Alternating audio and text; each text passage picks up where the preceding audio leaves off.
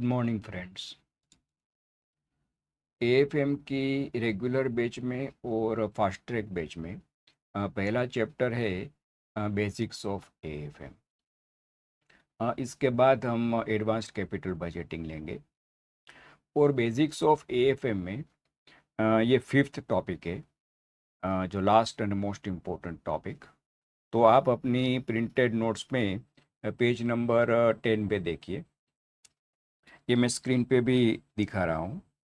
तो कोई स्टूडेंट अभी यूट्यूब पे डायरेक्टली पढ़ रहा है और उनके पास प्रिंटेड नोट्स नहीं है, तो स्क्रीन से डायरेक्टली देख सकता है।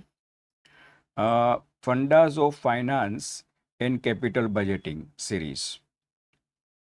तो फ्रेंड्स, इस सीरीज में कुछ 8 वीडियोस है और इन 8 वीडियोस में हम कुछ कवर करेंगे basic fundas of finance and capital budgeting.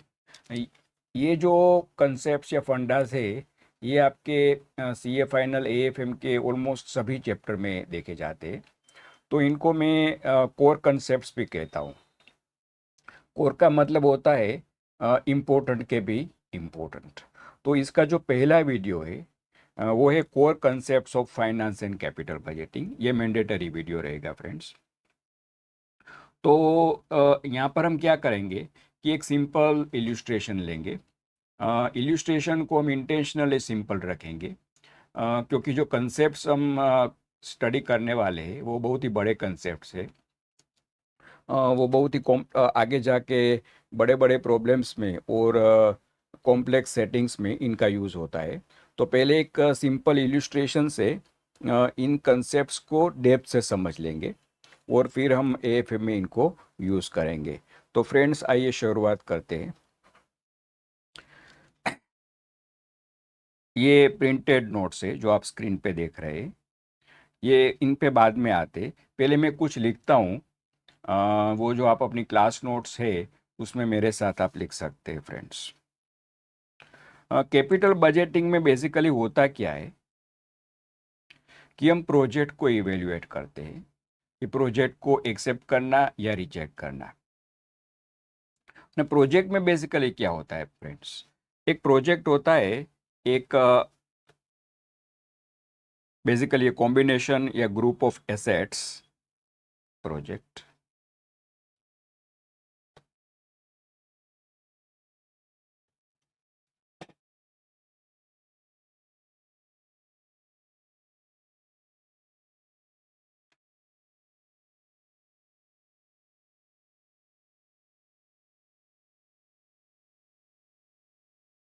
Project basically होता है ए ग्रुप ऑफ एसेट्स।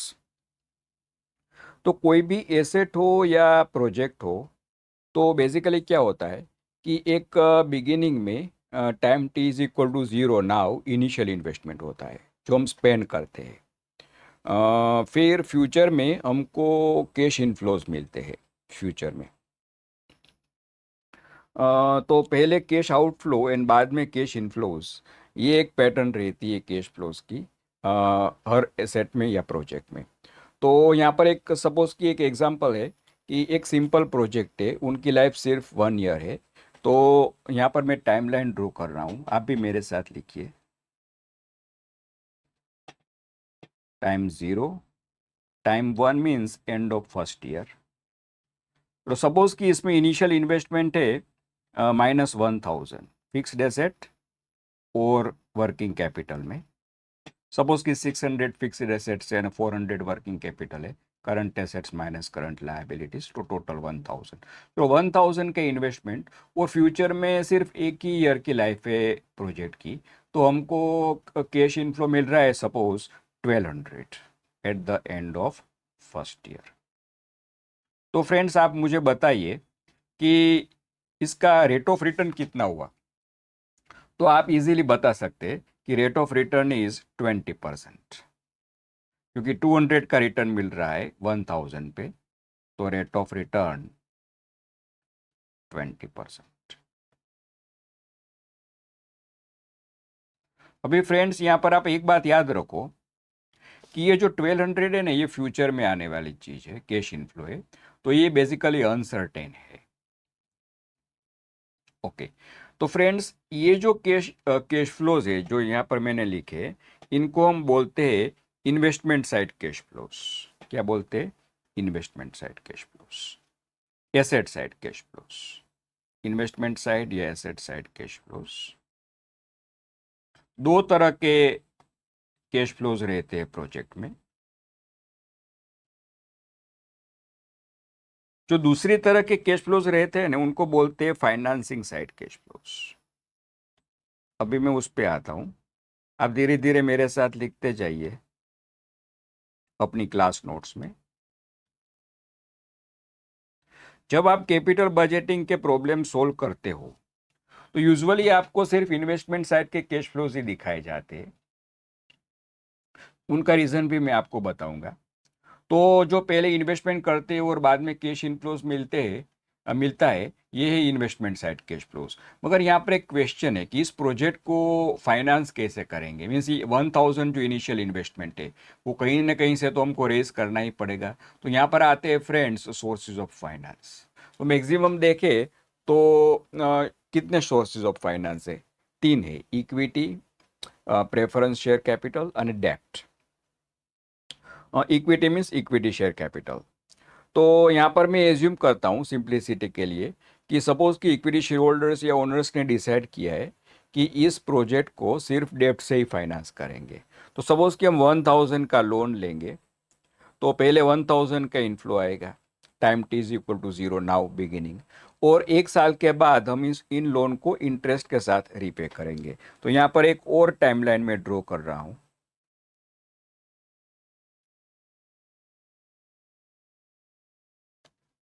0 1, हमको 1000 रेज करना है। सपोज कि लोन लिया है 1000 का लोन, या फिर से डिबेंचर्स इश्यू किए 1000 के डिबेंचर्स, फिर 1 ईयर के बाद उसको इंटरेस्ट के साथ रीपे करना है। तो सपोज की रेट ऑफ इंटरेस्ट 15% है। कितना है? 15%। तो कितना अमाउंट हम रीपे करेंगे at the end of first year? तो आप समझ सकते हैं कि 1000 पे 15% इंटरेस्ट मीन्स 150। तो कुछ 1150 रीपे करेंगे। जो रीपे करेंगे तो वो आउटफ्लो होगा -1150। तो ये हो गए financing side cash flows. Now friends, इसकी कैश फ्लो की पैटर्न आप देखो कि बिगिनिंग में कैश इनफ्लो है और बाद में कैश आउटफ्लो है फ्यूचर में। तो ये पैटर्न लायबिलिटी की पैटर्न है और वो एसेट से ठीक ऑपोजिट रहती है। एसेट में पहले कैश आउटफ्लो और बाद में कैश इनफ्लोज, लायबिलिटीज में पहले कैश इनफ्लो बाद में कैश आउटफ्लोज। दोनों का आप ऑब्जर्व करो तो इनको फाइनेंसिंग साइड कैश फ्लोज रहते हैं। और इन सब कैश फ्लोज को आप एडअप करो, एग्रीगेट करो, तो आपको फर्म के टोटल कैश फ्लोज मिलेंगे, फर्म के या प्रोजेक्ट के। तो हमेशा याद रखो फ्रेंड्स कि कोई फर्म हो या फिर प्रोजेक्ट हो, उनके जो कैश फ्लोज रहते हैं वो दो तरह के रहते हैं। एक तो इन्वेस्टमेंट साइड कैश फ्लोज और दूसरे फाइनेंसिंग साइड कैश फ्लोज। और इन दोनों को आप एग्रीगेट करोगे तो आपको फर्म के टोटल कैश फ्लोज मिलेंगे। ओके, अभी कुछ क्लेरिफिकेशंस फ्रेंड करते हैं। तो सबसे पहला कि ये रेट ऑफ रिटर्न क्या है। अभी देखो ये रेट ऑफ रिटर्न है ना, उनको ही हम बोलते हैं IRR, internal rate of return, और इनको एक्सपेक्टेड रेट ऑफ रिटर्न भी बोलते हैं। अभी आप प्रिंटेड नोट्स पे आओ, यहाँ पर मैंने कुछ लिखा है प्रिंटेड नोट्स पे। देखो, there are two types of rate of return associated with a project और इन्वेस्टमेंट। जब भी आप कोई भी प्रोजेक्ट या इन्वेस्टमेंट में इन्वेस्ट करते हो तो दो तरह के रेट ऑफ रिटर्न रहते हैं।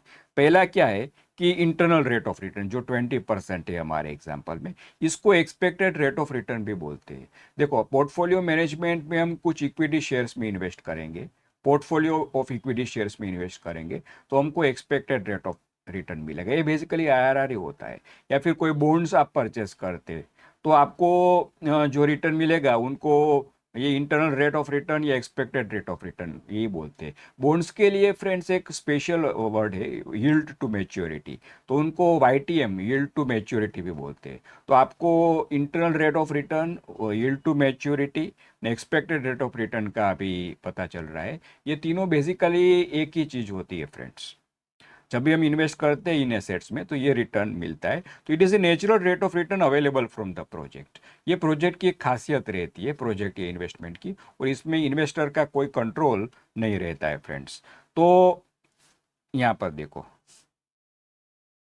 हाँ, इस प्रोजेक्ट का रेट ऑफ रिटर्न है 20%। अभी यहाँ पर एक बात आप समझो फ्रेंड्स कि चलो इनकी 20% से हम इन कैश फ्लोज की प्रेजेंट वैल्यू निकालते हैं, तो चेक करते हैं कि कितना आता है। तो प्रेजेंट वैल्यू तो आप जानते ही है। अगर आप प्रेजेंट वैल्यू और टाइम वैल्यू ऑफ मनी में आपको कुछ दिक्कत है, तो जो हमारी फ्री सीरीज़ है time value of money series, उनके वीडियोस यूट्यूब पे है, वो देख लीजिए। तो चलो इनका 20% से जो IRR है इनसे हम प्रेजेंट वैल्यू निकालते हैं। तो चलो ये तो ऑलरेडी प्रेजेंट वैल्यू है -1000 प्रेजेंट वैल्यू, और सब हम एग्रीगेट करेंगे तो इनको बोलेंगे नेट प्रेजेंट वैल्यू, क्योंकि एक प्रेजेंट वैल्यू नेगेटिव रहेगी पहली और बाद में पॉजिटिव। तो नेट प्रेजेंट वैल्यू, ये ऑलरेडी प्रेजेंट वैल्यू है, time t is equal to 0 now, तो एज इट इज। ओके, चलो ये 1200 फ्यूचर का है, तो उसकी प्रेजेंट वैल्यू कितनी होगी? तो कि 1200 divided by 20% discount rate means decimal में 0.2, 20% डिवाइडेड बाय 100, तो 1 पे 1 plus R means it will be 1.2। तो आप समझ सकते हैं कि ये जीरो आएगा, क्योंकि -1000 प्लस 1000 जीरो। तो IRR का बेसिक IRR है, यील्ड टू मैच्योरिटी है या एक्सपेक्टेड रेट ऑफ रिटर्न है। उनका बेसिक फीचर क्या है फ्रेंड्स, कि उस पर इन्वेस्टमेंट या प्रोजेक्ट की NPV जीरो आती है। तो ये यहाँ पर हमने लिखा है, देखो प्रिंटेड नोट्स में, IRR is the discount rate at which NPV of the investment side cash flows is zero. अभी यहाँ पर जिन कैश फ्लोज की हम प्रेजेंट वैल्यू ले रहे हैं उनको बोलते हैं इन्वेस्टमेंट साइड कैश फ्लोज। तो IRR या रेट ऑफ रिटर्न या यील्ड टू मैच्योरिटी या एक्सपेक्टेड रेट ऑफ रिटर्न, कभी भी आप AFM में फ्यूचर में ये कंसेप्ट आपको देखने को मिले तो हमेशा याद रखो, ये बेसिकली वो डिस्काउंट रेट होता है जिससे इन्वेस्टमेंट की NPV जीरो होती है। ओके, तो इसका अभी एक बहुत ही इंपॉर्टेंट मीनिंग है फ्रेंड्स। अभी यहाँ पर समझो कि इन्वेस्टमेंट साइड के कैश फ्लोज है -1000 और 1200, इसमें जितनी इंफॉर्मेशन है इतनी सब इंफॉर्मेशन ये 20% में आ गई सिर्फ एक ही फिगर में। तो IRR का एक फंडामेंटल एक बेसिक फंडा क्या है कि ये पूरे इन्वेस्टमेंट साइड कैश फ्लोज की इंफॉर्मेशन कन्वे करता है। पूरे इन्वेस्टमेंट साइड मीन्स वो सब कैश फ्लो सिर्फ एक फिगर में आ जाते हैं। जैसे सपोज कि कोई बड़ा प्रोजेक्ट है, सपोज कि एक प्रोजेक्ट ऐसा है जिसमें लाइफ है 10 years, मीन्स पहले इन्वेस्टमेंट और फिर 10 years के फ्यूचर में कैश इनफ्लोज। तो ये जो टोटल 11 कैश फ्लोज होंगे, तो ये सबकी इंफॉर्मेशन सिर्फ एक ही फिगर में अगर चाहिए आपको तो वो है IRR।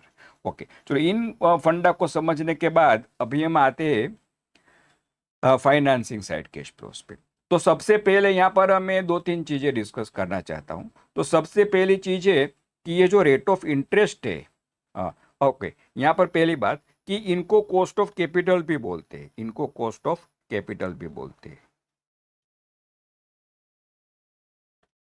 कॉस्ट ऑफ कैपिटल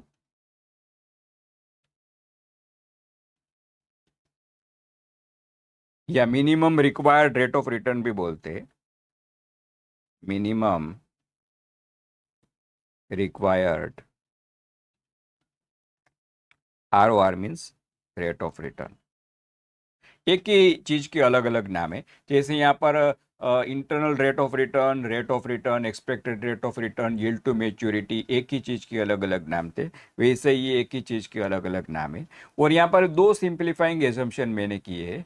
एक कि ये सिर्फ एक ये projects life is only 1 year।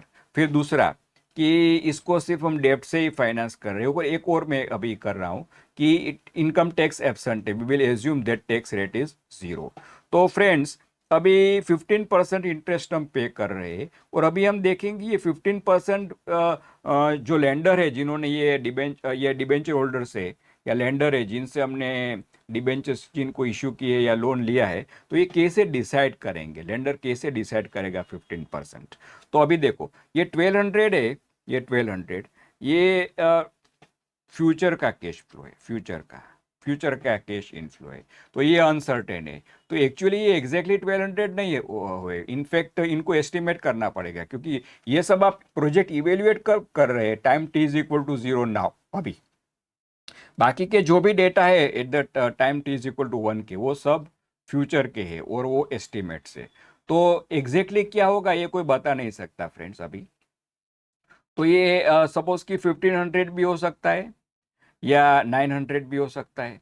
तो सपोज कि उनके कुछ चांसेस रहेंगे, जैसे 1500 के होने के चांसेस है सपोज 1500 के 50%, तो प्रोबेबिलिटी डेसिमल में देखे तो 0.5, और 900 का है सपोज, तो ऑल्टरनेटिव पॉसिबिलिटी, तो उसका भी सपोज कि 0.5 है। तो फ्यूचर में सपोज कि 1500 और 900 ऐसा चांसेस है, तो 1500 का 0.5, 900 का 0.5, तो इनको कैश फ्लोज को प्रोबेबिलिटी से मल्टीप्लाई करो, तो 1500 टू 0.5 750, और 900 को इंटू 0.5 450, और 750 और फिर 50 का टोटल करो तो 1200 आएगा। ऐसे ये 1200 आते हैं। तो 1200 को टेक्निकली बोलते हैं expected cash flow at time t is equal to 1। Technically क्या बोलते हैं, expected cash flow at time t is equal to 1 future end of the first year. तो 1200 ऐसे आता है फ्रेंड्स। तो ये जो वेरिएबिलिटी है मीन्स 900 भी हो सकता है या 1500 भी हो सकता है, इनको रिस्क बोलते हैं, क्योंकि ये जो फ्लक्चुएशन है वो वरीसम है, क्योंकि जो इन्वेस्ट करता है उनको 900 हो गया तो लॉस हो जाएगा। जो इन्वेस्ट करता है, जैसे यहाँ पर हमने डिबेंचर्स, ये लेंडर ने इन्वेस्ट किया है ये 1000, कोई भी इन्वेस्टर हो तो ये रिस्क देख के डर जाएगा। तो आप समझ सकते हैं कि जितना ज़्यादा रिस्क इतना वो ज़्यादा रेट ऑफ इंटरेस्ट चार्ज करेगा, और इतना मिनिमम रेट ऑफ रिटर्न वो कमाना चाहेगा ये इन्वेस्टमेंट से। तो इसलिए उनको बोलते हैं minimum required rate of return.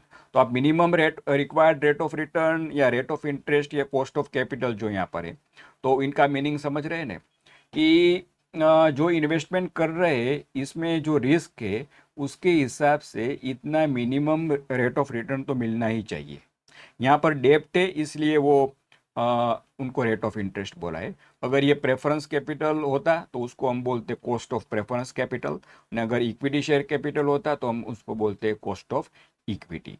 तो कॉस्ट ऑफ इक्विटी या कॉस्ट ऑफ प्रेफरेंस कैपिटल या कॉस्ट ऑफ डेप्ट, जिनको हम रेट ऑफ इंटरेस्ट भी बोल सकते हैं, ये सब चीज़ें बेसिकली कॉस्ट ऑफ कैपिटल है और minimum required rate of return है, जो रिस्क के हिसाब से फ्रेंड्स डिसाइड होती है। सपोज कि रिस्क बढ़ा, सपोज कि फ्यूचर में ये इस तरह से है कि 1800 ने 600, 1800 एंड 600, 1800 भी हो सकता है या 600 भी हो सकता है। चांसेस अगेन 0.5, तो भी आप मल्टीप्लाई करके देखो, 1800 इंटू 0.5 900 ने 600 इंटू 0.5 300, तो 600 पर प्लस 300 900 प्लस 300 वापस 1200 आ जाएगा। मगर यहाँ पर अभी वेरिएशन ज़्यादा है, तो इस ऐसा बोलेंगे कि दोनों केस में एक्सपेक्टेड कैश फ्लो तो 1200 ही आ रहा है, मगर रिस्क दूसरे केस में ज़्यादा है। तो अगर ऐसा केस रहेगा तो ये रेट ऑफ इंटरेस्ट 15% से भी ज़्यादा रहेगा, 15% से भी ज़्यादा रहेगा। तो यहाँ पर हम फ्रेंड्स क्या समझ रहे हैं कि जितना इन्वेस्टमेंट साइड के जो कैश फ्लोज है इनका जितना रिस्क ज़्यादा, इतना minimum required rate of return ज़्यादा, और इतना हम वो कॉस्ट ऑफ डेप्ट या इंटरेस्ट रेट या फिर कॉस्ट ऑफ प्रेफरेंस कैपिटल या कॉस्ट ऑफ इक्विटी जिन्होंने भी फाइनेंस किया है उतना वो ज़्यादा रहेगा फ्रेंड्स। अभी इनको कॉस्ट ऑफ कैपिटल क्यों बोलते हैं ये समझ लो आप। तो कॉस्ट ऑफ कैपिटल इनको इसलिए बोलते हैं कि इसमें हम इन्वेस्ट करेंगे, तो जो फंड कैपिटल प्रोवाइडर्स ने कैपिटल दी है हमको, जैसे यहाँ पर लेंडर ने दी है कैपिटल, तो इन पर रिस्क के हिसाब से इतना मिनिमम रिटर्न तो हमको अर्न करना ही पड़ेगा, तो minimum required rate of return, तो ये कॉस्ट हो गई कैपिटल थी, तो इसकी वजह से उनको कॉस्ट ऑफ कैपिटल बोलते हैं फ्रेंड्स।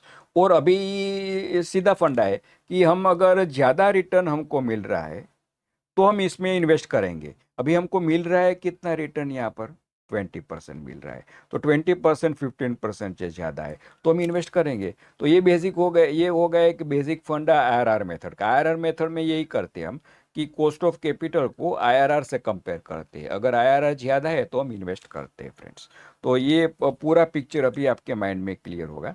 तो अभी फर्म के एंगल से देखो, तो फर्म क्या करेगी कि 1000 लेंडर से रेस करेगी और इस प्रोजेक्ट में इन्वेस्ट करेगी 1000, और इसमें से उनको रिटर्न मिलेगा 20%। अभी लेंडर कितना रिस्क के हिसाब से मिनिमम रिटर्न मांग रहा है 15%, तो फर्म 20% में 15% लेंडर को दे देगी।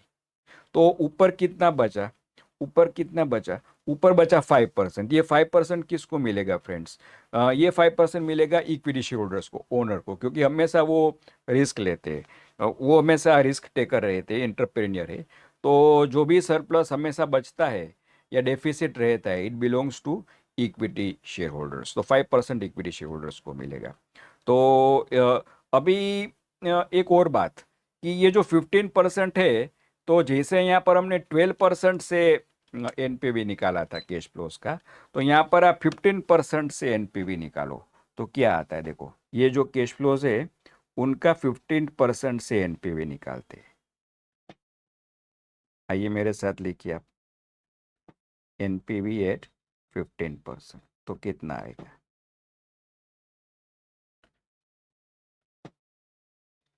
तो ये 1000 है, ऑलरेडी प्रेजेंट वैल्यू है, तो इसको मैं वैसे ही लिखता हूँ। चलो, यहाँ पर अभी ये आउटफ्लो आएगा, तो ये end of the first year है। 15% means 0.15 means discounted 1 plus R 1.15, तो 1150 डिवाइडेड बाई 1.15, तो ये भी ज़ीरो आएगा फ्रेंड्स। देखो, तो उसका मतलब क्या हुआ, जैसे यहाँ पर मैंने आपको बताया था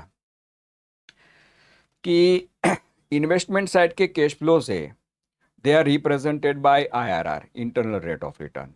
तो अगर आपने आईआरआर जान लिया है तो फिर इन्वेस्टमेंट साइड कैश फ्लो सब जान लिया आपने, तो उनका सब इन्फॉर्मेशन इसमें आ गया सिर्फ एक ही फिगर में। तो यहाँ पर भी एनपीवी ज़ीरो आ रहा है, तो इसका मतलब क्या हुआ कि फाइनेंसिंग साइड के जो कैश फ्लोज है, फाइनेंसिंग साइड के कैश फ्लोज, ये +1000 और -1150, ये सब, ये कॉस्ट ऑफ कैपिटल 15% में आ गए। तो अगर आपने कॉस्ट ऑफ कैपिटल को कंसिडर कर लिया तो उसका मतलब क्या हुआ कि आपने फाइनेंसिंग साइड के सारे कैश फ्लोज को कंसिडर कर लिया। तो इसीलिए प्रॉब्लम्स जब आप सोल्व करते हैं तो आपको सिर्फ इन्वेस्टमेंट साइड के कैश फ्लोज ही दिखाए जाते हैं, और फाइनेंसिंग साइड के कैश फ्लोज की जगह पे आपको एक ही फिगर दिया जाता है, वो होता है कॉस्ट ऑफ कैपिटल। तो आपको एकदम पिक्चर क्लियर हुआ फ्रेंड्स कि कॉस्ट ऑफ कैपिटल क्या है, फिर minimum required rate of return क्या है, दोनों एक ही चीज़ है। एक और नाम से भी उनको कभी बुलाते कहते हैं, वो है हर्डल रेट, इनको हर्डल रेट भी बोला जाता है। अभी यहाँ पर ये सब चीज़ प्रिंटेड नोट्स में समराइज्ड है, आप प्रिंटेड नोट्स में देखो, देखो ये प्रिंटेड नोट्स हम पढ़ रहे थे ना कि there are 2 types of rate of return associated with the project. अभी लेफ्ट साइड पे आओ, minimum required rate of return या कॉस्ट ऑफ कैपिटल। इसके लिए एक सिंबल यूज होता है के ओ, के कैपिटल ओ सबस्क्रिप्ट में, तो K O overall cost of capital, या उनको weighted average cost of capital भी बोलते हैं। वो क्या होता है वो अभी मैं आपको बता रहा हूँ। चलो, इट डिपेंड्स अपॉन रिस्क। यहाँ पर एक बहुत ही इंपॉर्टेंट प्रिंसिपल हमने क्या समझा, कि ये रिस्क जितना बढ़ता है इतना कॉस्ट ऑफ कैपिटल बढ़ता है, क्योंकि वो इन्वेस्टर, ये जो यहाँ पर लेंडर है, तो वो तभी इन्वेस्ट करेगा ये प्रोजेक्ट में अगर रिस्क ज़्यादा है, तो कि जब उनको ज़्यादा रेट ऑफ रिटर्न मिलेगा, एक्सपेक्टेड रेट ऑफ रिटर्न मिलेगा, minimum required rate of return मिलेगा। तो जैसे रिस्क बढ़ता है इतना minimum required rate of return बढ़ता है। ये एक इम्पोर्टेंट फंडा है फ्रेंड्स। ओके, चलो अभी वापस आ, तो एक दो चीज़ और मुझे बतानी है आपको। तो यहाँ पर मैंने अभी आपको बताया कि जितना रिस्क ज़्यादा इतना कॉस्ट ऑफ कैपिटल ज़्यादा। तो अभी ये रिस्क हम मेज़र कैसे करेंगे, और फिर एक बार रिस्क को मेज़र कर लिया एक फिगर में, तो ये जो रिस्क हम मेज़र करते हैं वो हम पोर्टफोलियो मैनेजमेंट में कैपिटल एसेट प्राइसिंग मॉडल आता है, तो वहाँ पर हम देखेंगे कि रिस्क को मेज़र कैसे करते हैं। तो हम रिस्क के लिए भी एक फिगर कैलकुलेट करेंगे, उसको बीटा बोलते हैं, बीटा। तो फ्यूचर में हम देखेंगे कि वो क्या होता है।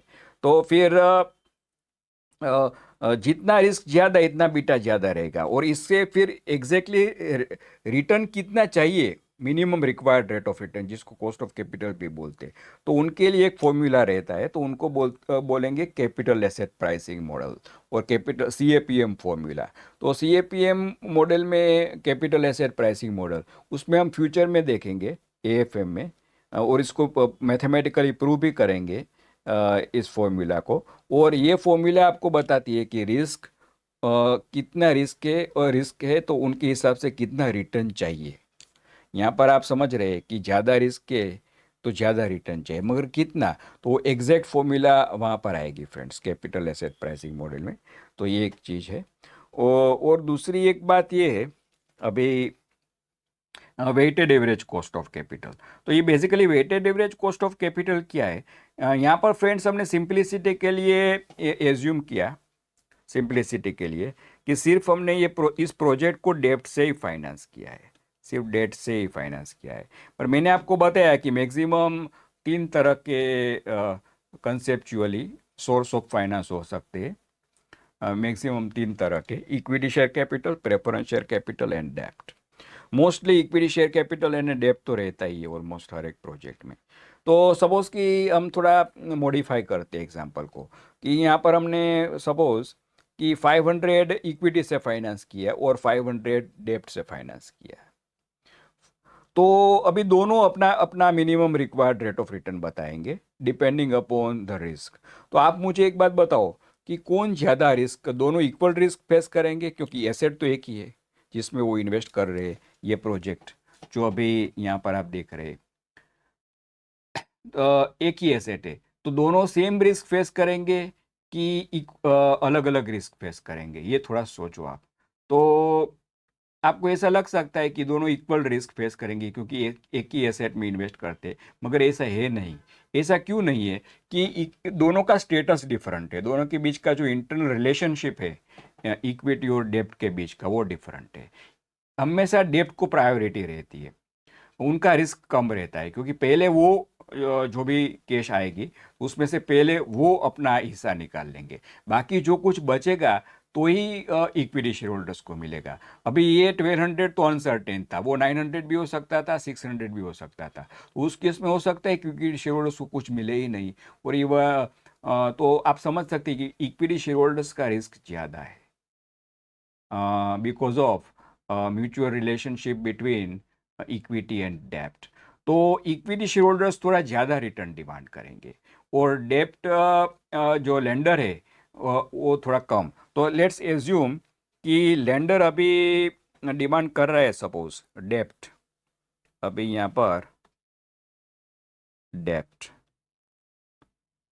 वो फाइनेंस कर रहे हैं 500, या प्रपोर्शन उसका देखो तो 1000 में 500 मतलब 0.5, और इक्विटी शेयर कैपिटल भी लिख सकते हैं आप, तो वो प्रोवाइड करेंगे 500, तो उनका वेट भी 1000 में 500 मतलब 0.5 हो जाएगा। अभी सपोज कि डेप्ट प्रोवाइड कर रहे हैं, सपोज डेप्ट 12% रिटर्न, कितना, 12%, एज्यूम 12%।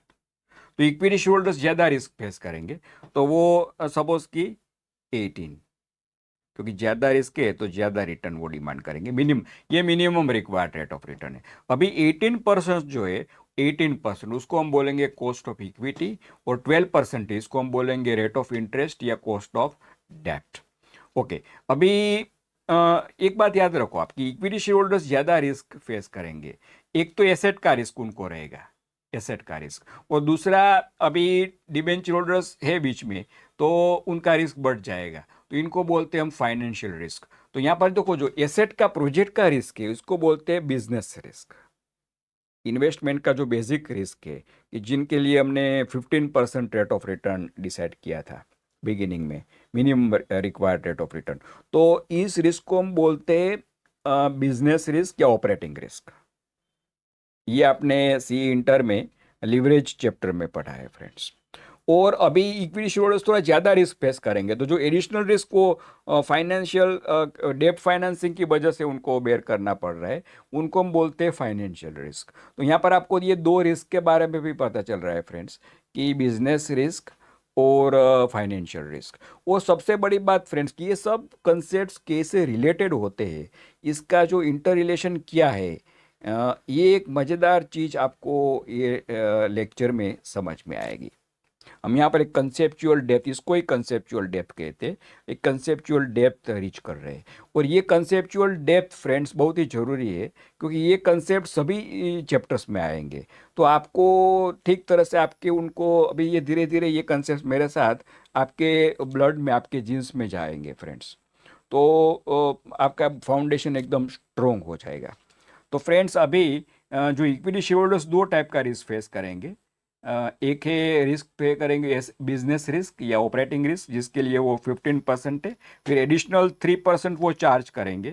तो वो रहेगा उनका फाइनेंशियल रिस्क फ्रेंड्स। तो ये समझो आप। ओके, अभी इनका वेटेड एवरेज निकलो 18 इंटू 0.59, 12 इंटू 0.56, 9% एंड 6%, तो भी आपका वो 15% आ गया, जो एसेट का बेसिक रिस्क है। तो अभी ये जो है यहाँ पर, ये इनको बोलते हैं weighted average cost of capital. क्यों weighted average cost of capital बोलते हैं इसको? क्योंकि यहाँ पर हमने वो दोनों कॉस्ट ऑफ इक्विटी और कॉस्ट ऑफ डेप्ट दोनों का वेट्स के हिसाब से वेटेड एवरेज लिया है। Weighted average cost of capital दोनों का वेट है 50-50% या 0.5 टोटल हो जाएगा 1। वेटेड एवरेज कैसे कैलकुलेट करते हैं वो तो आप सब जानते ही हैं। तो यहाँ पर मैंने वो दिखाया है 15%। तो 15% जो है ये कब आएगा weighted average cost of capital के? जब मल्टीपल सोर्सेज ऑफ फाइनेंस, तो सबका वेट्स उनकी इंडिविजुअल कॉस्ट ऑफ कैपिटल से मल्टीप्लाई कर दो और फिर ऐड कर दो। ओके, तो ये हो गया आपका minimum required rate of return, या वेटेड कॉस्ट ऑफ कैपिटल की ऑल्टरनेटिवली WACC में आपको यहाँ पर लिख रहा हूँ। ओके, तो अभी आप वापस उस जगह पे आओ। अ,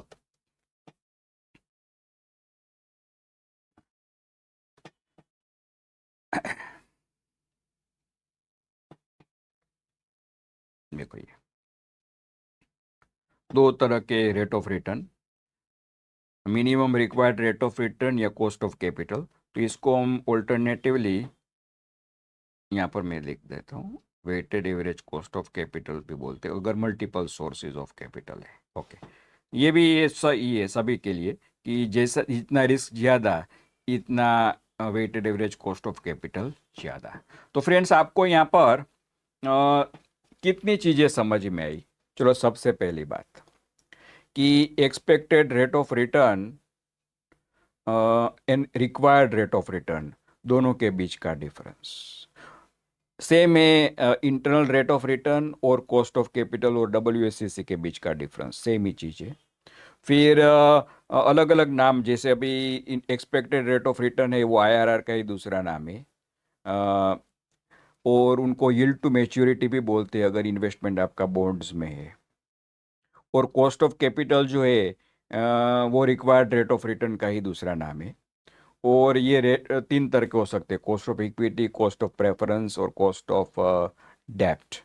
और इन अलग अलग सिम्बल्स रहते हैं। कॉस्ट ऑफ इक्विटी के लिए KE, KD के डेप्ट के लिए, और KP के, और तीनों का वेटेड एवरेज KO।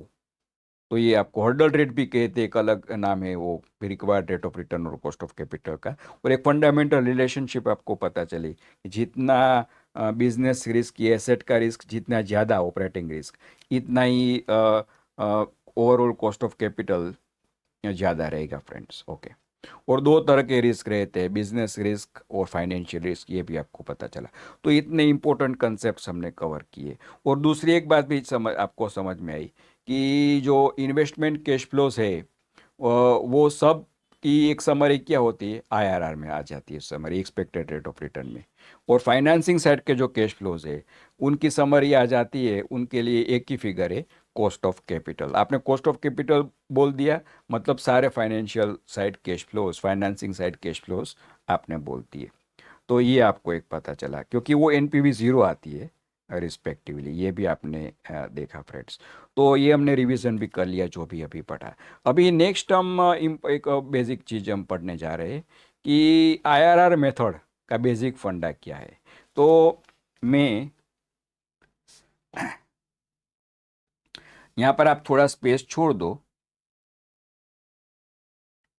यहाँ पर कुछ एक पेज जैसा पेज यहाँ पर छोड़ दो, तो फिर इसके नीचे मैं वापस लिखता हूँ। देखो हमने देखा ने, अभी हम डिस्कस क्या कर रहे हैं कि बेसिक फंडा ऑफ आईआरआर मेथड।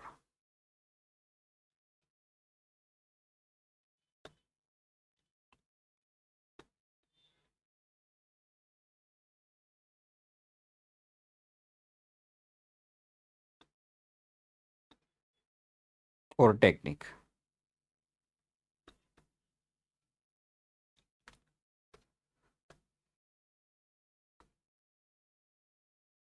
अब मेरे साथ लिख सकते हो, हमने देखा ना कि दो तरह के कैश फ्लोज रहते, एक तो इन्वेस्टमेंट साइड कैश फ्लोज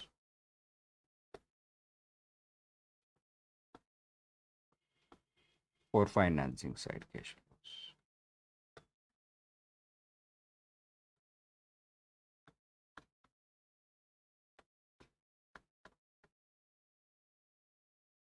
दो तरह के कैश फ्लोज रहते। अभी हमने क्या देखा कि जो इन्वेस्टमेंट साइड के कैश फ्लोज है, they are represented by IRR या फिर एक्सपेक्टेड रेट ऑफ रिटर्न, एक ही फिगर में सब कुछ। फिर दे आर, क्योंकि एनपीवी जीरो आती है, तो यहाँ पर भी they are represented by cost of capital. अभी मैं सिंबल के ओ यूज करूंगा, कॉस्ट ऑफ कैपिटल या minimum required rate of return के लिए। ओके, अब ये दोनों को हम कंपेयर करेंगे, क्योंकि फर्म को क्या है, देखो फर्म को कि आईआरआर उनको मिलेगा प्रोजेक्ट में से या इन्वेस्टमेंट में से, और जितने भी कैपिटल प्रोवाइडर्स है, जैसे अभी इक्विटी के लिए के ई, प्रेफरेंस के लिए के पी और डेब्ट के लिए के डी, तो ये तीनों को जो भी प्रोवाइड करना रहेगा, ये तीनों का वेटेड एवरेज है के ओ, तो ये फर्म प्रोवाइड कर देंगी। तो उनके रिस्क के हिसाब से देखो, इक्विटी शेयरहोल्डर्स को भी उनके जो रिस्क ले रहे हैं उनके हिसाब से उसको एक बेसिक कॉस्ट ऑफ इक्विटी तो मिलेगी। तो cost of equity equity shareholders charge करते हैं उनके रिस्क के हिसाब से, जितना रिस्क लिया इतनी कॉस्ट ऑफ इक्विटी चार्ज की। चलो, अभी आईआरआर केओ से ज़्यादा होना चाहिए तो ही हम ये प्रोजेक्ट में इन्वेस्ट करेंगे। जैसे यहाँ पर आईआरआर 20% आ रहा है और केओ है 15%, तो 5% से ज़्यादा है, तो इसलिए हम इन्वेस्ट करेंगे। तो ये जो एक्स्ट्रा है इनको हम बोलते हैं टेक्निकली अल्फा। क्या बोलते हैं? अल्फा। जो अल्फा आईआरआर माइनस केओ, ये expected rate of return minus required rate of return. यहाँ पर है 5%, 20 माइनस 50। तो ये समझ में, एक तरह से ये रिस्कलेस है, रिस्क फ्री, रिस्कलेस है। रिस्कलेस क्यों है?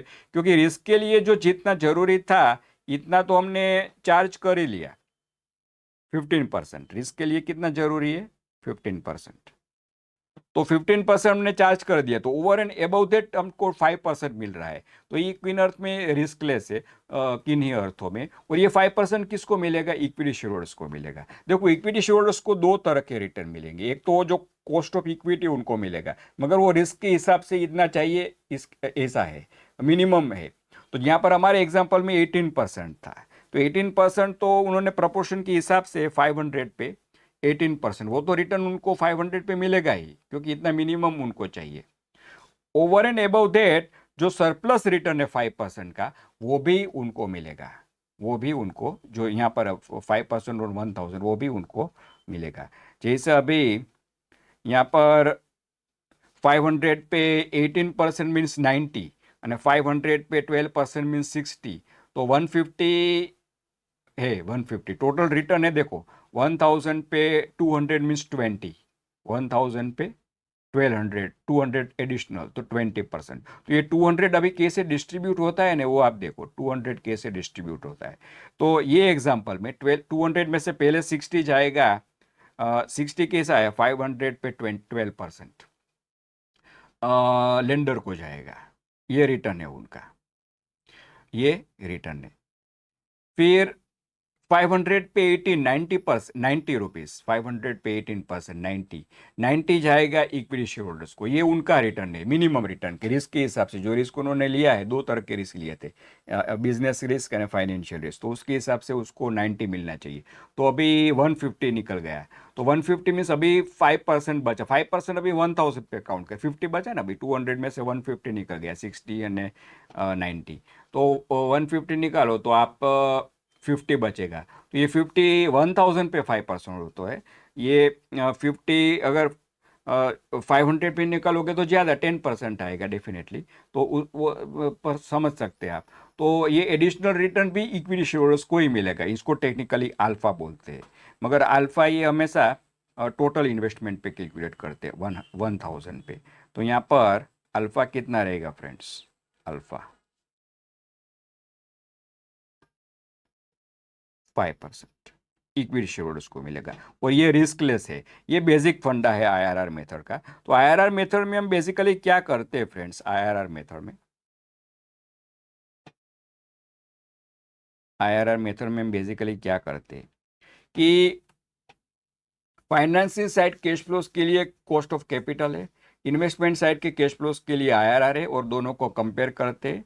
और अगर आईआरआर ज़्यादा है तो हम इन्वेस्ट करेंगे, अगर कम है तो अल्फा नेगेटिव रहेगा। आईआरआर की ओर से कम है तो अल्फा नेगेटिव रहेगा, तो हम प्रोजेक्ट में इन्वेस्ट नहीं करेंगे। अभी ये हमने प्रिंटेड नोट्स में समराइज किया है, तो आप प्रिंटेड नोट्स पे देखो, प्रिंटेड नोट्स पे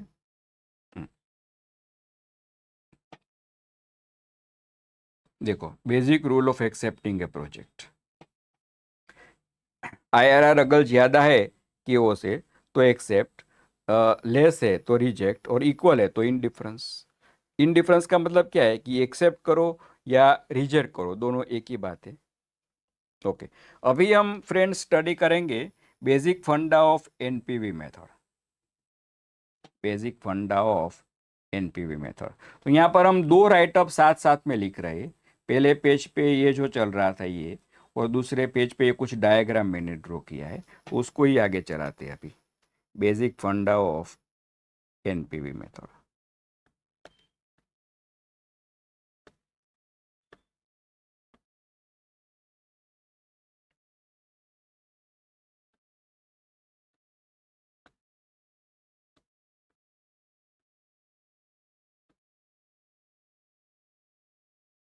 तो फ्रेंड्स, एनपीवी मेथड में बेसिकली क्या होता है, इसमें हम थोड़ा क्या करेंगे कि हमने देखा कि जो फाइनेंसिंग साइड के कैश फ्लोज है उनके लिए एक कॉमन फिगर है, कॉमन उनके लिए एक रिप्रेजेंटेटिव फिगर है कॉस्ट ऑफ कैपिटल क्यू, उसमें वो सब फाइनेंस के कैश फ्लोज आ गए।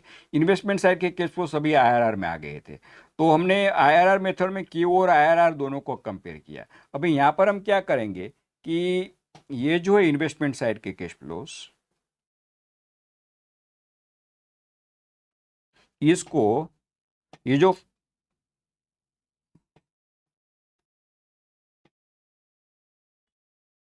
कॉस्ट ऑफ कैपिटल है इनसे हम डिस्काउंट करेंगे, डिस्काउंटिंग।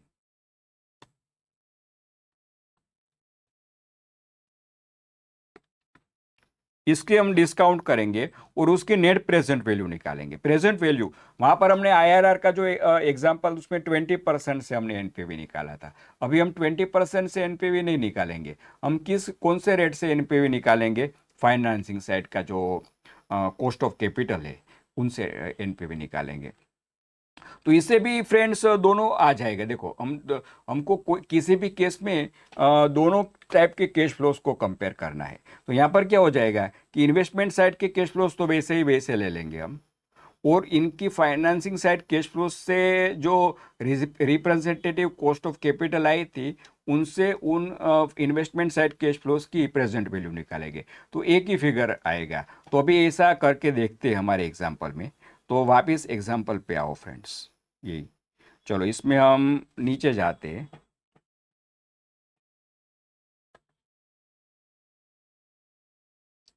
चलो एनपीवी निकालते हैं, एनपीवी एट केओ। चलो एट केओ मीन्स 15%। चलो यहाँ पर दो कैश फ्लोज थे, एक तो -1000, वो ऑलरेडी प्रेजेंट वैल्यू है तो वैसा ही रहेगा।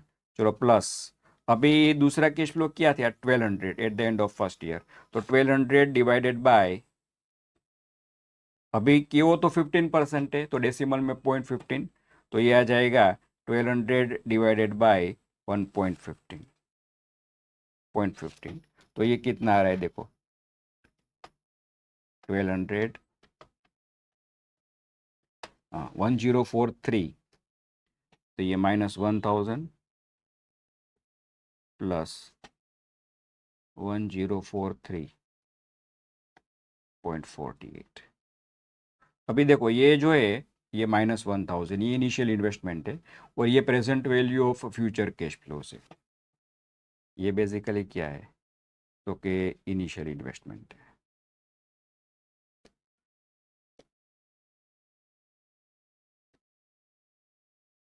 और ये बेसिकली क्या है तो कि प्रेजेंट वैल्यू ऑफ, यहाँ पर एक ही ईयर था फ्यूचर कैश फ्लोस, तो एक ही है, ज़्यादा ईयर होता तो उनकी प्रेजेंट वैल्यू निकालते और ऐसे ही लिखते, तो ये हो गया हमारा 43.48।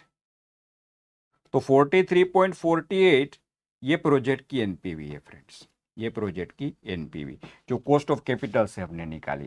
तो आप समझ सकते हैं कि यहाँ पर दोनों तरह के कैश फ्लोज आ गए। कैसे दोनों तरह के कैश फ्लोज आ गए? क्योंकि इन्वेस्टमेंट साइड के कैश फ्लोज -1000 और 1200 तो हमने वैसे ही वैसे ले लिए, और फाइनेंसिंग साइड के कैश फ्लोज को हमने कॉस्ट ऑफ कैपिटल से रिप्लेस किया क्योंकि वो उनका रिप्रेजेंट करता था, और उनसे उनको डिस्काउंट किया, तो 15% में सब फाइनेंसिंग साइड के कैश फ्लोज आ गए। तो यहाँ पर आपने देखा कि ये 43.48 में एक ही फिगर में दोनों टाइप के कैश फ्लोज मींस फर्म या प्रोजेक्ट के सभी कैश फ्लोज आ गए। तो एनपीवी एक बहुत ही इंपॉर्टेंट चीज़ है फ्रेंड्स, क्योंकि उसमें सारे कैश फ्लोज जो फर्म के या प्रोजेक्ट के सारे कैश फ्लोज रहते हैं, not only investment side cash flows but financing cash flows भी, ये सबके लिए एक ही फिगर में इंफॉर्मेशन आ गई, सबके लिए एक ही फिगर में। तो 43.48 आपने कंसिडर किया, मतलब पूरा कंसिडर कर लिया पूरा। तो ये बहुत ही इंपॉर्टेंट बेसिक फंडा हो गया एनपीवी मेथड का। तो देखो यहाँ पर हमने वो जो दूसरे राइटअप में डायग्राम ड्रॉ किया था ना, वो कहाँ गया? यहाँ पर है देखो, तो हमको मिलेगी एनपीवी फ्रेंड्स, एनपीवी मिलेगी। तो एनपीवी के लिए जो एक बहुत ही इंपॉर्टेंट चीज़ क्या हमको समझ में आ गई कि both both F side means financing side and I side means investment side. Both financing side and investment side cash flows in only one figure. In one figure. एक तो एनपीवी, देखो दो रीजन है कि जिसकी वजह से एनपीवी को फाइनेंस का मोस्ट इंपॉर्टेंट कंसेप्ट माना जाता है। एनपीवी बहुत ही प्यारा कंसेप्ट है फाइनेंस का। तो एक रीज़न ये है कि सिर्फ एक ही फिगर में सभी कैश फ्लोज की इंफॉर्मेशन आ जाती है। अगर आपने एनपीवी को कंसीडर कर लिया मतलब सभी कैश फ्लोज को कंसीडर कर लिया, इन्वेस्टमेंट साइड के एंड फाइनेंसिंग साइड के। ओके, अभी दूसरा एक इम्पोर्टेंट रीज़न है, ये मैं आपको बता रहा हूँ दूसरा। अभी ये क्या है देखो, ये बेसिकली एनपीवी है क्या ये समझो आप, एनपीवी है क्या। तो इसके लिए आपको यहाँ पर देखना पड़ेगा। देखो ये बेसिकली क्या है, देखो यहाँ पर मैंने जैसे लिखा तो आपको समझ में आ गया होगा। तो इनको हम ऐसे भी लिख सकते हैं कि 1043.48 -1000, तो ये हो गया basically present value of future cash flows minus I का मतलब है इनिशियल इन्वेस्टमेंट, यहाँ पर 1000 initial investment, present value of future cash flows minus initial investment. अभी देखो कि आप अभी आपके जो इन्वेस्टर्स है, जो भी इन्वेस्टर्स है वो इतना स्पेंड करेंगे आई, और ये उनका वेल्थ इतना कम होगा, और present value of future cash flows उनको मिलेगी, और ये प्रेजेंट वैल्यू है, मतलब है कि अभी का है ये प्रेजेंट वैल्यू, मतलब इट इज़ वैल्यू नाउ। तो अभी उनकी वेल्थ आप समझ सकते हैं कि इन्वेस्टर्स की वेल्थ 1000 से अभी कम होगी और 1043.48 से बढ़ेगी। ये दोनों अभी प्रेजेंट वैल्यू है। तो अभी राइट नाउ वेल्थ कितनी अमाउंट से कौन सा फिगर ज़्यादा है? बढ़ने वाला फिगर ज़्यादा है। कितने से ज़्यादा है? 43.48 से ज़्यादा है। तो 43.48 से जो इन्वेस्टर्स है उनकी वेल्थ अभी बढ़ेगी। तो बेसिकली ये क्या है? It is increase in investors wealth. Increase के लिए मैं एक अपवर्ड एरो सिंबल यूज कर रहा हूँ, इसका मतलब है इंक्रीज। तो इंक्रीज इन इन्वेस्टर्स वेल्थ।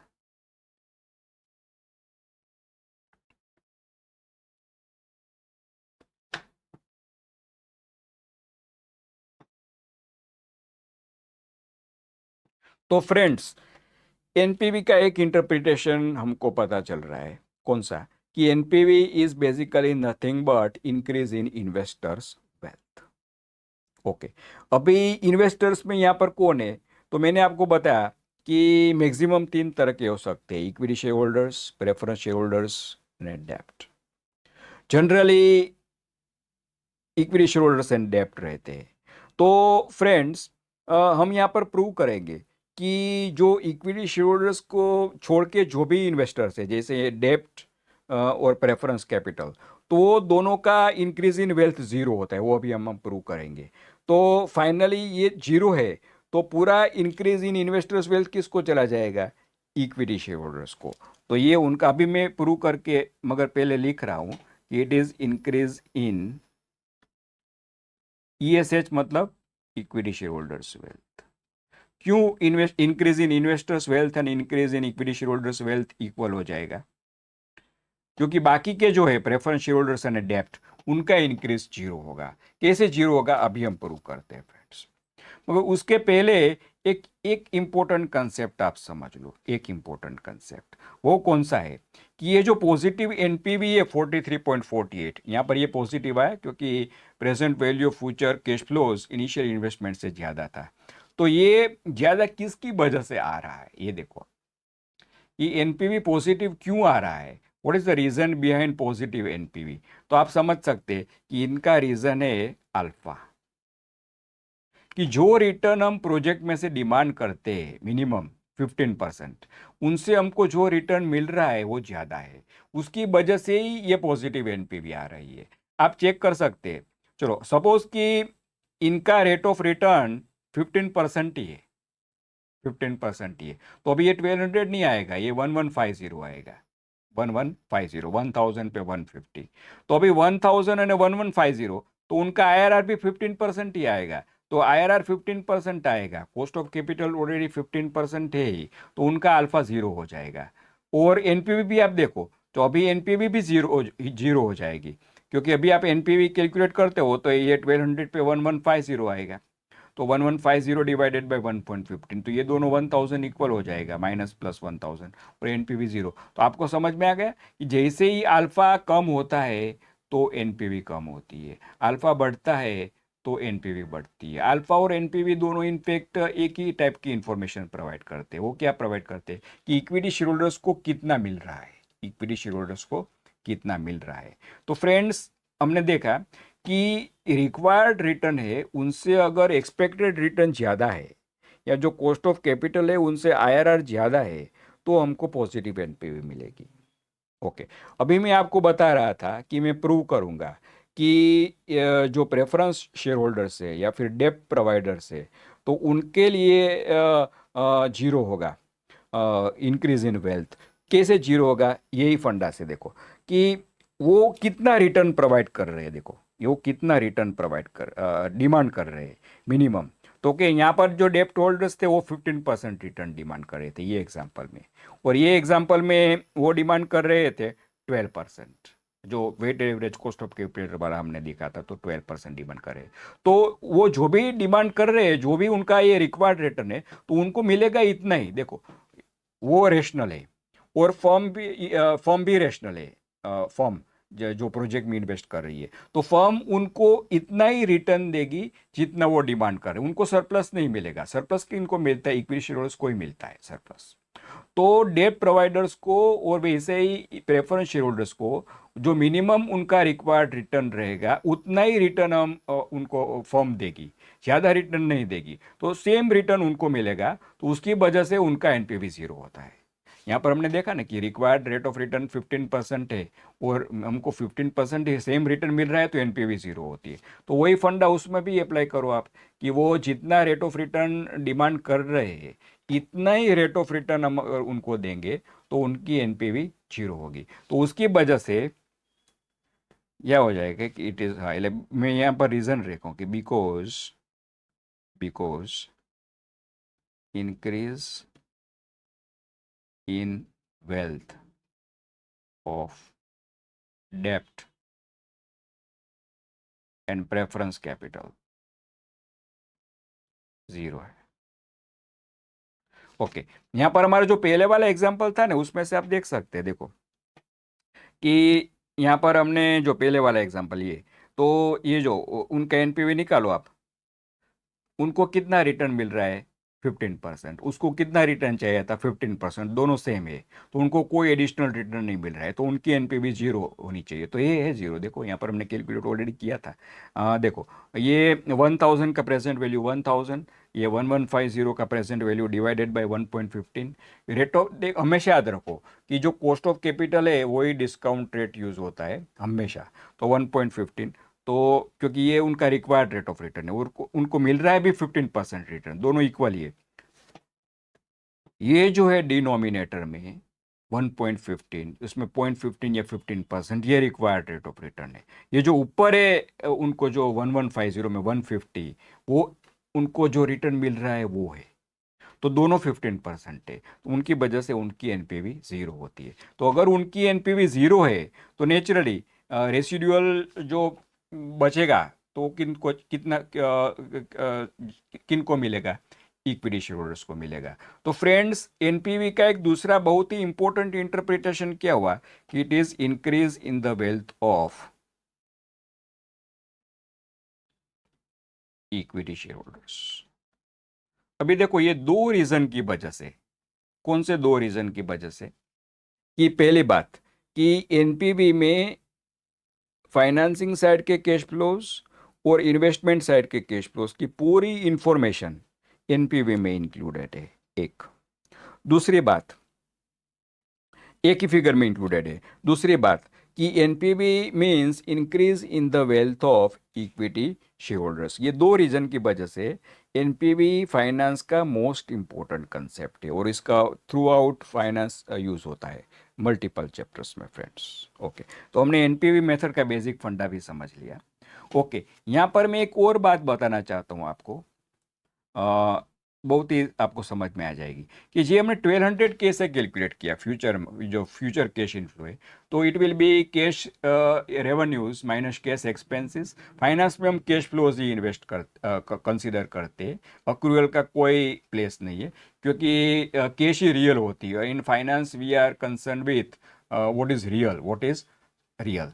तो 1200 ये बेसिकली क्या है, cash revenues minus cash expenses. तो इसमें से हमने इंटरेस्ट डिडक्ट किया जो 150 था, नहीं किया। क्यों नहीं किया, क्योंकि वो 150 है वो बेसिकली रिटर्न है, किसका रिटर्न है, डेब्ट प्रोवाइडर का। देखो यहाँ पर हम जो भी इन्वेस्टर्स है इक्विटी फिर प्रेफरेंस और डेब्ट, ये इनको इन्वेस्टर ग्रुप में लेते हैं और तीनों का जो उनको रिटर्न मिलता है, कौन कौन सा रिटर्न मिलता है, देखो इनको इक्विटी शेयर होल्डर्स को कॉस्ट ऑफ इक्विटी या equity dividend, preference share holders को प्रेफरेंस डिविडेंड या फिर कॉस्ट ऑफ प्रेफरेंस, અને डेब्ट प्रोवाइडर्स को इंटरेस्ट या फिर कॉस्ट ऑफ डेब्ट। तो तीनों को हम फाइनेंसिंग कॉस्ट, तीनों के लिए कॉमन वर्ड है फाइनेंसिंग कॉस्ट। तो फाइनेंसिंग कॉस्ट जो है जो रिटर्न्स है इन्वेस्टर ग्रुप के रिटर्न्स, वो कभी हम कैश फ्लोज में से डिडक्ट नहीं करते हैं क्योंकि ये 1200 में से तो इन सबको ये सब देना है, अभी देने को बाकी है, तो 1200 में से इनको हम डिडक्ट नहीं कर रहे, हमेशा याद रखो। और इनको ही हम बोलते हैं exclusion of financing cost principle. तो उनका मतलब क्या हुआ कि exclusion of financing cost principle का, कि जब हम इन्वेस्टमेंट साइड के कैश फ्लोज कैलकुलेट कर रहे हैं तो उसमें हम फाइनेंसिंग कॉस्ट्स को means equity dividend, preference dividend and interest on debt को हम डिडक्ट नहीं करेंगे, क्योंकि उनमें से उनको ये सब देना है, ये रिटर्न है उनके उनके रिटर्न है। ओके, आप ये वैसे भी समझ सकते हैं कि यहाँ पर जो हमने कैलकुलेट किया ना एनपीवी, एनपीवी, तो यहाँ पर हमने जो 15% में 15% से डिस्काउंट किया, तो उसमें तो ये सब फाइनेंसिंग कॉस्ट आ गए, इंटरेस्ट आ गया 15% में। ओके, तो उनकी वजह से तो एनपीवी ऑलरेडी रिड्यूस हो गई। अभी आप 1200 में से भी गलती से आप इंटरेस्ट डिडक्ट कर दो जो 150 था हमारे ओरिजिनल एग्जाम्पल में, तो ये हो जाएगा 1050। तो आप समझ सकते हैं कि एनपीवी डबल डिडक्ट हो जाएगी, न्यूमरेटर की वजह से भी अभी होगी और पहले डिनोमिनेटर की वजह से ऑलरेडी हो चुकी थी, तो आपको ये डबल काउंटिंग हो जाएगा इंटरेस्ट का, तो एक गलती हो जाएगी। तो यहाँ से भी आप समझ सकते हैं कि अगर आपने इंटरेस्ट इन्वेस्टमेंट साइड के कैश फ्लो से डिडक्ट कर दिया फाइनेंसिंग कॉस्ट को, तो वो डबल काउंट हो जाएंगे, तो ये गलती हो जाएगी। तो इसका ऐसा ना हो, इसलिए हम इंटरेस्ट या अदर फाइनेंसिंग कॉस्ट को इन्वेस्टमेंट साइड कैश फ्लोज में से डिडक्ट नहीं करते हैं फ्रेंड्स। ओके, तो ये जो फंडा है इनको हम बोलते हैं exclusion of financing cost principle. और एक और बात आपने देखी होगी कि फाइनेंसिंग साइड कैश फ्लोज और इन्वेस्टमेंट साइड कैश फ्लोज को दोनों हम अलग अलग रखते हैं। आईआरआर मेथड में इन्वेस्टमेंट साइड कैश फ्लोज से हम आईआरआर कैलकुलेट करते हैं, फाइनेंसिंग साइड कैश फ्लोज से हम कॉस्ट ऑफ कैपिटल कैलकुलेट करते हैं और दोनों को कंपेयर करते हैं, मगर दोनों कैश फ्लोज को अलग रखते हैं। एनपीवी मेथड में हम इन्वेस्टमेंट साइड का कैश फ्लोज को कॉस्ट ऑफ कैपिटल से डिस्काउंट करते हैं जो फाइनेंसिंग साइड कैश फ्लोज से आया था, और फिर एनपीवी निकालते हैं, मगर इन्वेस्टमेंट साइड कैश फ्लोज ने फाइनेंसिंग साइड कैश फ्लोज को अलग ही रखते हैं। तो ये जो बेसिक फंडा है उनको बोलते हैं सेपरेशन प्रिंसिपल। तो अभी ये जो बात मैंने आपको बताई अभी राइट नाउ, तो वो हमने सिस्टमेटिकली प्रिंटेड नोट्स में लिखा है ऑलरेडी, तो ये मैं आपको दिखा देता हूँ। प्रिंटेड नोट्स पे आइए दोस्तों, देखो यहाँ पर प्रिंटेड नोट्स पे आइए। हाँ, एक तो ये basic rule of accepting A project है, यहाँ पर ये एनपीवी का भी देख लो आप, कि अगर एनपीवी पॉजिटिव है तो मतलब क्या हुआ कि शेयर होल्डर्स की वेल्थ इंक्रीज होगी, तो हम प्रोजेक्ट एक्सेप्ट करेंगे। एनपीवी नेगेटिव होगी तो प्रोजेक्ट को रिजेक्ट करेंगे, और एनपीवी जीरो होगी तो इनडिफरेंस। और ये आईआरआर से कोरिलेट किया है कि एनपीवी जब पॉजिटिव होगी तो अल्फा पॉजिटिव होगा, जो मैंने अभी आपको समझाया था, मीन्स आईआरआर की ओ से ज़्यादा होगा। और अगर आईआरआर की ओ से कम है या अल्फा नेगेटिव है तो एनपीवी भी नेगेटिव होगी, तो हम प्रोजेक्ट को रिजेक्ट करेंगे। ये हो गई बात। अभी ये तो ऑलरेडी मैंने समझा चुका हूँ, एनपीवी ऑफ ए प्रोजेक्ट वगैरह यहाँ पर भी सब रिटर्न है प्रिंटेड नोट्स में भी। ओके, अभी ये जो बात मैं बता रहा था कि फाइनेंसिंग कॉस्ट जो है, मैंने आपको बताया था ना, interest on debt, preference dividend, equity dividend, ये रिटर्न्स फॉर इन्वेस्टर्स ग्रुप है, they are included in the financing side cash flows. तो to avoid double counting they are not considered, means not deducted. ये negative है तो consider किया मतलब deduct करेंगे, consider नहीं किया मतलब डिडक्ट नहीं करेंगे while computing investment side cash flows, जो बात मैं आपको अभी समझा रहा था फ्रेंड्स। ना financing side cash flows in investment side cash flows are kept separate in project evaluation. तो ये एक बहुत ही इंपॉर्टेंट फंडा जो मैंने आपको अभी समझाया। अभी फ्रेंड्स एक और बात मैं आपको बताना चाहता हूँ, तो इसके पहले कि हम डिस्कशन हमारा समाप्त करें। ओके, बहुत ही इंपॉर्टेंट फंडास हम यहाँ पर समझ रहे हैं धीरे धीरे।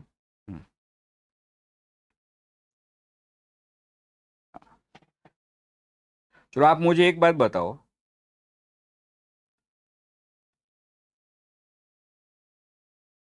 कि जैसे प्रोजेक्ट का रिस्क बढ़ेगा,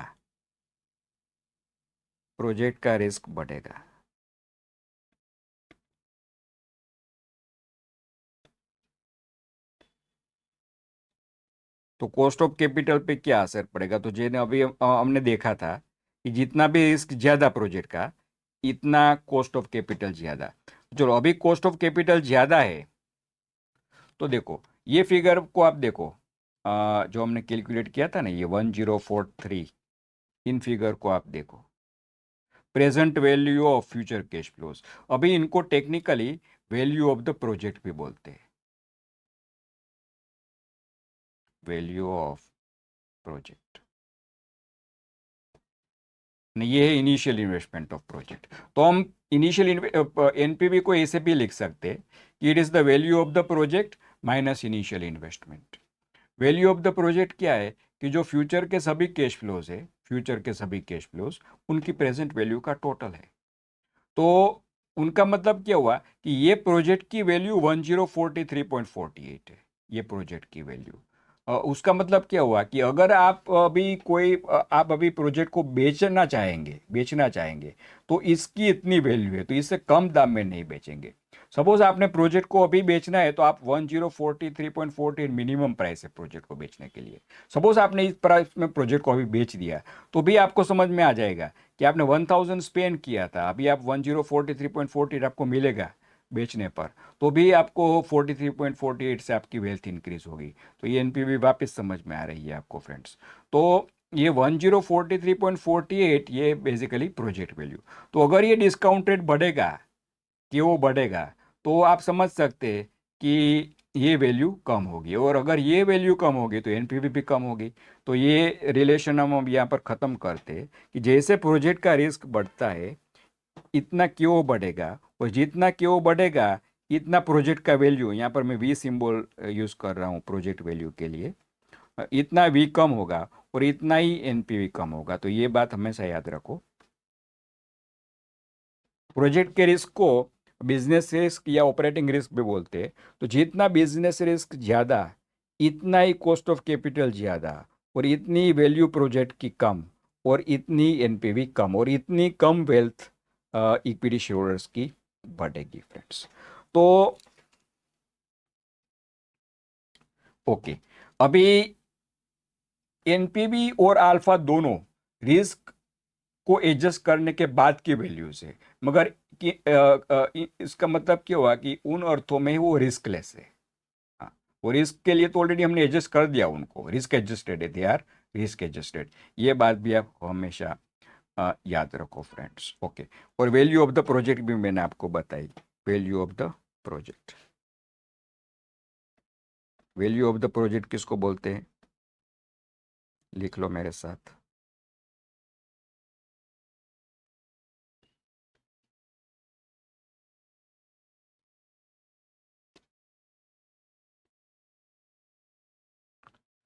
So sum of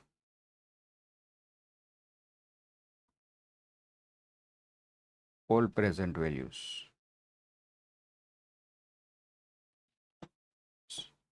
of future cash flows, all लिखने की जरूरत नहीं है। sum of present values of all future cash flows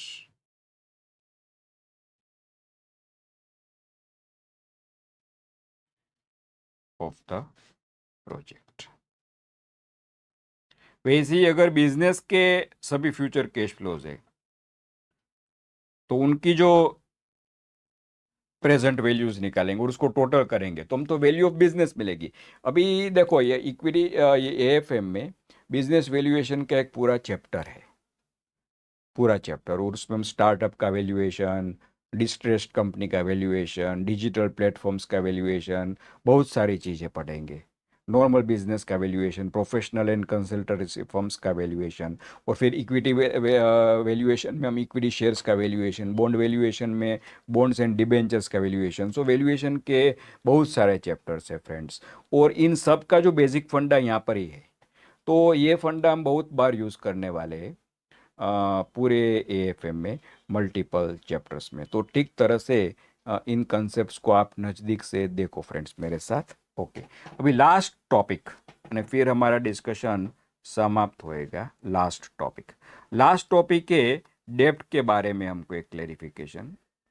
देखो डेप्ट है ना, दो तरह के रहते हैं डेप्ट, long term dept and short term डेप्ट। अभी यहाँ पर इंस्टीट्यूट ने क्या किया है, देखो long term dept means repayable after 1 year, short term dept means repayable with in 1 year.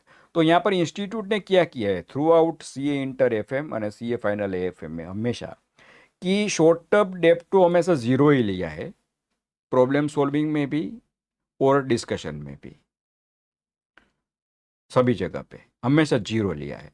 तो नेचुरली अभी जो डेप्ट बच गया वो लॉन्ग टर्म डेप्ट रहेगा। तो आप डेप्ट बोलो कि लॉन्ग टर्म डेप्ट बोलो, दोनों एक ही चीज़ हो जाएगी। तो उसके हिसाब से अभी weighted average cost of capital जब भी आप कैलकुलेट करेंगे तो उसमें बेसिकली कितनी कितनी आइटम्स आएगी, कि कॉस्ट ऑफ इक्विटी आएगी, कॉस्ट ऑफ प्रेफरेंस कैपिटल आएगी और कॉस्ट ऑफ लॉन्ग टर्म डेप्ट आएगी। शॉर्ट टर्म डेप्ट तो ज़ीरो रहेगा, तो उनको कोई उनकी कॉस्ट होगी ही कैसे, इस तरह से। और ये बातें हमेशा याद रखो। तो हम वैसे ही, हम जैसा आईसीए ने किया है वैसा ही करते जाएंगे कि शॉर्ट टर्म डेप्ट बैकग्राउंड हमेशा जीरो ही रहेगा। तो उसके हिसाब से डेप्ट बोलो या लॉन्ग टर्म डेप्ट बोलो, एक ही चीज़ है। ओके। मगर आपके माइंड में क्वेश्चन अराइज हो सकता है कि अगर प्रैक्टिकल लाइफ में तो शॉर्ट टर्म डेप्ट होता ही है, और कभी अगर शॉर्ट टर्म डेप्ट आ गया तो कंसेप्चुअली करेक्ट ट्रीटमेंट क्या है। तो जस्ट फॉर योर क्यूरियोसिटी मैं आपको बता रहा हूँ, आपको उसको प्रॉब्लम सॉल्विंग में या एग्ज़ाम में कुछ ज़रूरत नहीं पड़ेगी, मगर जस्ट आपकी क्यूरियोसिटी के लिए बता रहा हूँ कि कंसेप्चुअल एंड प्रैक्टिकली अगर शॉर्ट टर्म डेप्ट है तो उनकी जो कॉस्ट है उनको भी weighted average cost of capital में इंक्लूड करना चाहिए, हमेशा इंक्लूड करना चाहिए। ये कंसेप्चुअली और करेक्ट ट्रीटमेंट है। और प्रैक्टिकली कंपनीज जब ये एनपीवी वगैरह कैलकुलेट करती है तो इस टाइप का ही डब्ल्यूएसीसी यूज़ करती है कि जिसमें शॉर्ट टर्म डेप्ट का कॉस्ट भी इंक्लूडेड हो। ये आपके नॉलेज के लिए फ्रेंड्स। ओके। तो ये क्लेरिफिकेशन के साथ हम हमारा डिस्कशन समाप्त करेंगे।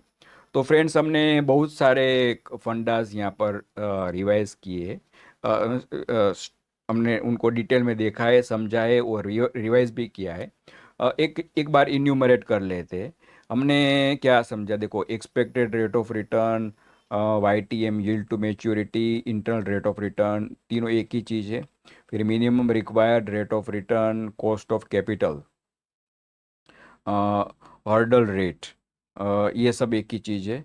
Weighted average cost of capital और फाइनेंसिंग कॉस्ट बेसिकली क्या रहती है, देखो इंटरेस्ट ऑन डेप्ट, preference dividend and equity dividend.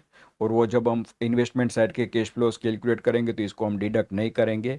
Investment side के कैश फ्लोज और फाइनेंसिंग साइड के कैश फ्लोज को हम अलग रखते हैं, ये हमने देखा। फिर बेसिक फंडा ऑफ आईआरआर मेथड और अल्फा हमने समझा, बेसिक फंडा ऑफ एनपीवी मेथड और एनपीवी का बेसिक इंटरप्रिटेशन हमने समझा।